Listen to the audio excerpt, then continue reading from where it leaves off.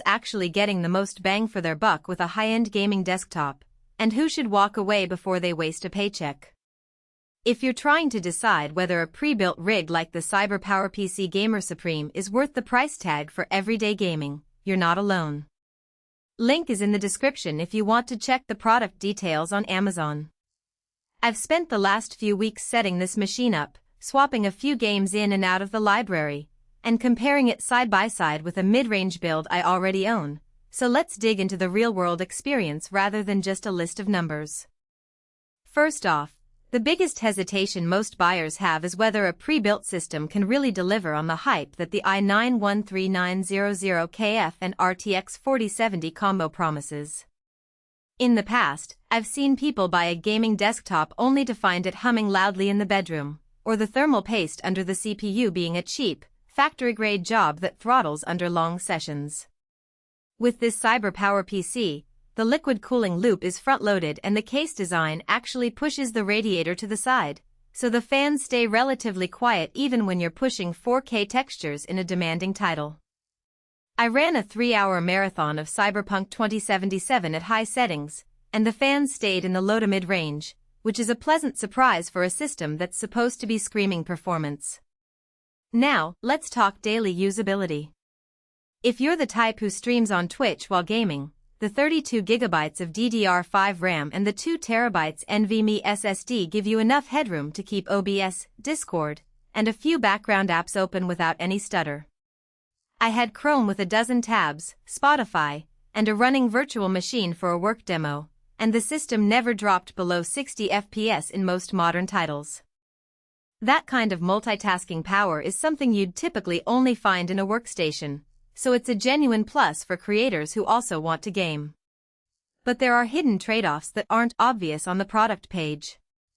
The chassis is a sleek matte black, which looks great on a desk, but it's also fairly compact for the components inside. That means cable management is tighter than on a larger tower, and if you ever want to upgrade the GPU again in a few years, you might need to rearrange the airflow a bit.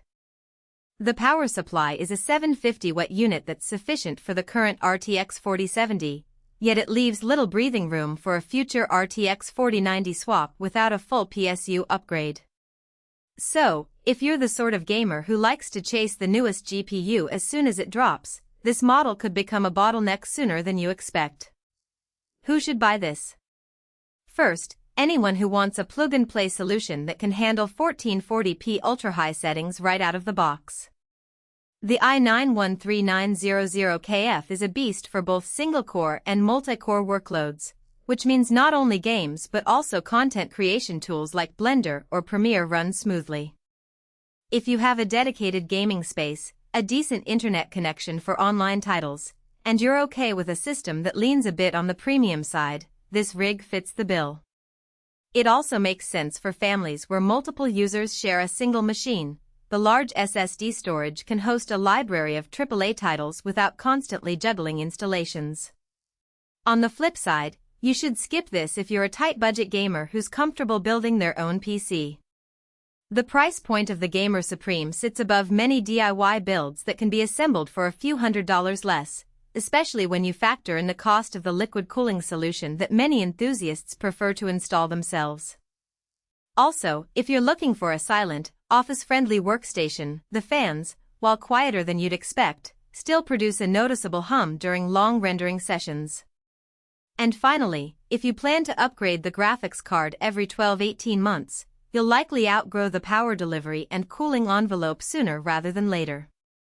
Let's get specific with strengths that actually matter after the box is opened. The first thing I noticed is the out-of-the-box BIOS configuration. CyberpowerPC ships the machine with a performance-oriented profile already enabled, so you don't have to dive into menus to overclock the CPU. It's essentially done for you, and the system boots into Windows 11 Home ready for gaming. The 2TB SSD gives you enough space to install multiple large games like Red Dead Redemption 2 and Microsoft Flight Simulator without constantly juggling drive space. In practice, that means you can jump straight into a session without waiting for a game to install or stream from an external drive. Another practical advantage is the network setup. The motherboard includes a 2.5 gigabits Ethernet port, which you'll appreciate if you have a gigabit router and want lower latency in competitive shooters. I tested it in Valorant and the ping stayed consistently under 15 milliseconds on a wired connection, which is a noticeable improvement over a standard 1 gigabit Ethernet card you'd find in many budget builds. The Wi-Fi 6 module also performs solidly for those who can't run a cable, maintaining stable connections in a busy apartment.